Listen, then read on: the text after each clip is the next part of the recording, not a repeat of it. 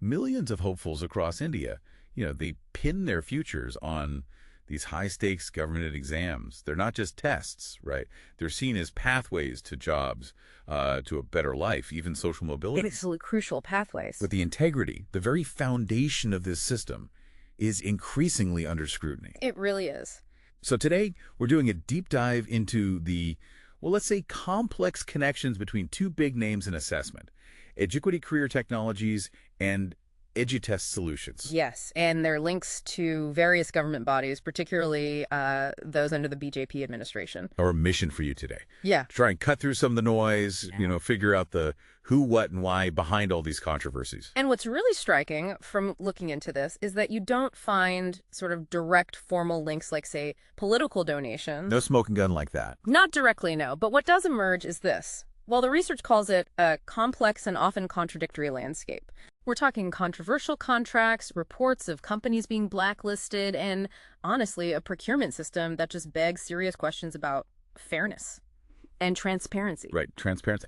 Okay, let's try to unpack this for you, because we often hear these names, Eduquity and EduTest, almost used together. They get conflated, yeah. But they're definitely two distinct firms. So first up, Eduquity Career Technologies. They're based in Bengaluru, and they actually claim a zero failure rate. A bold claim. Then you've got EduTest Solutions Private Limited. They're Ahmedabad-based.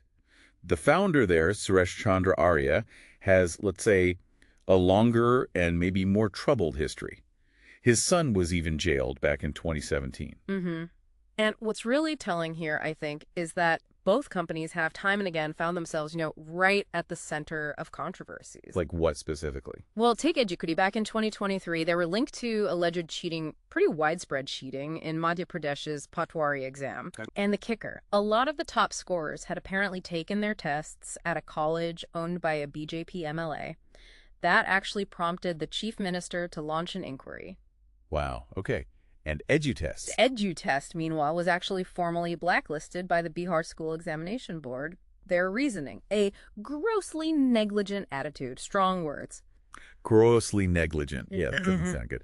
And this is where I think the findings get really, concerning. Definitely. Because despite these huge red flags, these reported problems, these companies didn't just fade away. They kept getting these massive, high-stakes government contracts. It's quite something. Eduquity, for instance. Sources say it was reportedly blacklisted by the Central Directorate General of Training, the DGT, right? The main body for vocational training standards. Yeah, the one, yeah. Back in 2020. The reason given was its murky record. Murky record. And yet, if you connect the dots, that blacklisting by the DGT, it apparently didn't stop Eduquity at all. They still managed to win contracts from the National Testing Agency, the NTA, which, as you know, runs huge national entrance exams in March 2022. Wait, even after the DGT blacklisting report? Uh-huh. Even though the NTA's own tender documents explicitly say blacklisted firms are ineligible. That seems like a major contradiction. It is. And look at EduTest. They secured a contract from the CSIR, the Council of Scientific and Industrial Research, a major government institution headed by the Prime Minister himself. Okay. Just one day before its formal blacklisting by the Bihar board was publicly announced. One day before. Yeah. That timing is remarkable. It really highlights what the research calls a significant breakdown in public procurement systems. It's not just one slip-up, it seems systemic. A significant breakdown. That does sound serious. Yeah. Does it imply like different government bodies just aren't talking to each other? Or maybe different rules? Or something else entirely? It probably implies a bit of everything. Think of it like, different parts of a security system not being connected. Right. One agency flags a company, essentially says don't work with them. But another agency, maybe because of different rules or maybe just not having that information readily available, gives them a big contract anyway. So they just slip through the cracks. Exactly. It points to a real systemic issue in sharing information and, crucially, enforcing these blacklisting decisions. Public money is involved here. So how does this even happen on such a scale? I mean, look at the Staff Selection Commission, the SSC. Huge recruiter for the government. But massive, yes. They switched from their longtime partner, TCS, a big name, to Eduquity. And the key factors seem to be cost. Eduquity's bid was way lower, 273 crore versus nearly 500 crore for TCS. Huge difference, almost half. But that cost-cutting approach, as the research puts it, apparently led directly to chaos. Widespread technical failures, server crashes, exams grinding to a halt. Terrible for the candidates. Absolutely. For you, the aspirant listening, that's not just a technical glitch. That's months, maybe years of preparation potentially down the drain. Stress, anxiety, missed chances. And amidst all this, the protests from students and candidates, the SSC chairman actually came out publicly, defended the decision, called it a transparent tender process. Okay, and what about the blacklisting claims? He explicitly called claims that Eduquity was blacklisted completely baseless. Completely baseless. But wait, didn't we just discuss reports of blacklisting by the DGT? Exactly. Yeah. That's the conflict.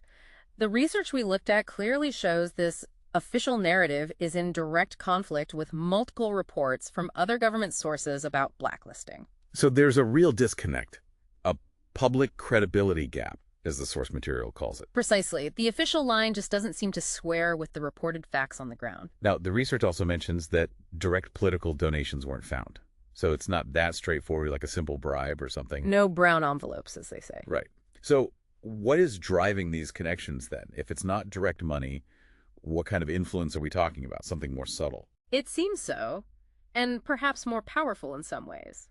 The research points to the most explicit political and personal ties being associated with EduTest. EduTest, okay. How so? Its founder, Suresh Chandra Arya, he isn't just running the company, he's also the president of a pretty prominent Hindu organization. Okay. And the political link? Well, the events for this organization, they're regularly attended by Prime Minister Modi himself and other very senior BJP leaders. Ah, so a very public association. Exactly. Now, this public association, it's not a financial transaction, obviously, but it powerfully suggests that these kinds of personal social relationships might play a significant role In them continuing to get government business despite the issues. That's the implication. It contributes to the strong perception of undue influence.